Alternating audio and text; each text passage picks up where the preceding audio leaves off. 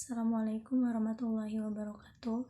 Perkenalkan, nama saya Siti Nurjannah, NIM E20100662. Kali ini saya akan mereview materi pertemuan 9 hukum pidana lanjutan. Telah dijelaskan mengenai percobaan. Dalam KUHP tidak ada definisi tentang percobaan tindak pidana, tetapi yang diatur dalam KUHP hanya ada batasan yang menentukan kapan ada percobaan dan menentukan syaratnya saja, yaitu seperti diatur dalam pasal 54 dan 53 KUHP. Berdasarkan kedua pasal tersebut, maka yang dapat dikenakan sanksi pidana untuk tindak pidana percobaan adalah hanya untuk tindak pidana yang berupa kejahatan yang diatur dalam buku 2 KUHP saja, sedangkan untuk pelanggaran yang diatur dalam buku 3 KUHP tidak dapat dikenakan sanksi pidana. Selain itu, berdasarkan dua pasal tersebut, maka yang dimaksud dengan percobaan adalah suatu perbuatan yang dilakukan seseorang dengan niat yang jahat, dan niat itu sudah mulai dilaksanakan tetapi perbuatannya belum selesai. Tidak selesainya perbuatan tersebut bukan karena kehendak dari pelaku. Sifat percobaan adalah satu, sebagai dasar atau alasan memperluas dapat dipidananya orang. Seseorang dapat dikenakan sanksi pidana apabila sudah memenuhi unsur pasal 53 walaupun tidak memenuhi unsur delik. Yang kedua, sebagai dasar atau alasan memperluas dapat dipidananya perbuatan bahwa tindak pidana percobaan merupakan satu tindak pidana yang bulat dan lengkap. Dasar patut dipidananya percobaan yaitu satu, teori subjektif. Menurut teori ini, dasar patut dipidananya percobaan terletak pada sikap batin atau watak yang berbahaya dari pelaku. 2. Teori objektif. Menurut teori ini, dasar patut dipidananya percobaan terletak pada sifat berbahayanya perbuatan yang dilakukan oleh pelaku. Unsur-unsur percobaan. 1. Adanya niat. Niat merupakan sikap batin dari pelaku yang tidak bisa terlihat secara nyata. Niat dapat dilihat setelah ada permulaan pelaksanaan. 2. Permulaan pelaksanaan.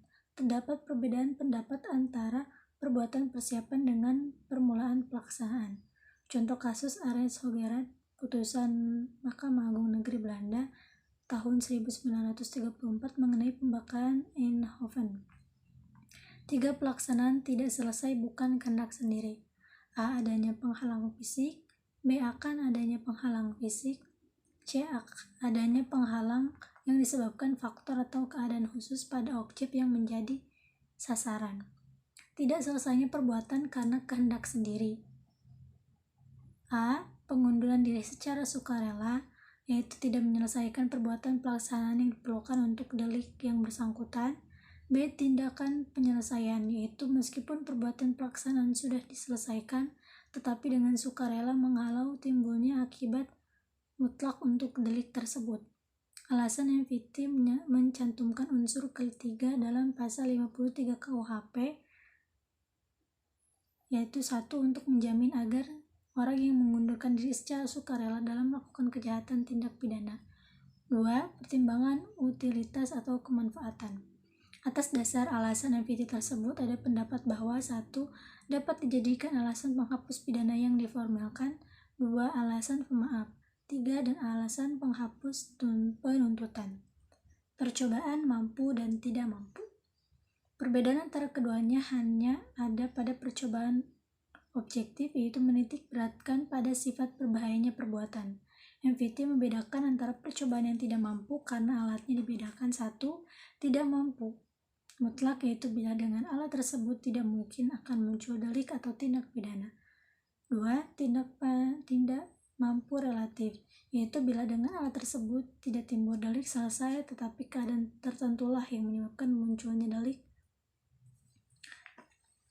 Telah dijelaskan pula mengenai pemidanaan terhadap percobaan diatur oleh KUHP pasal 53 ayat 2, 53 ayat 3, pasal 54, pasal 184, pasal 302, pasal 351 ayat 5, dan pasal 352 ayat 2. Yang terakhir dijelaskan juga mengenai percobaan di luar KUHP, contohnya seperti Undang-Undang Nomor 7 /DRT/1955 tentang TPE, Undang-Undang Nomor 35/2009 tentang narkotika, Undang-Undang Tindak Pidana Korupsi, dan lain-lain.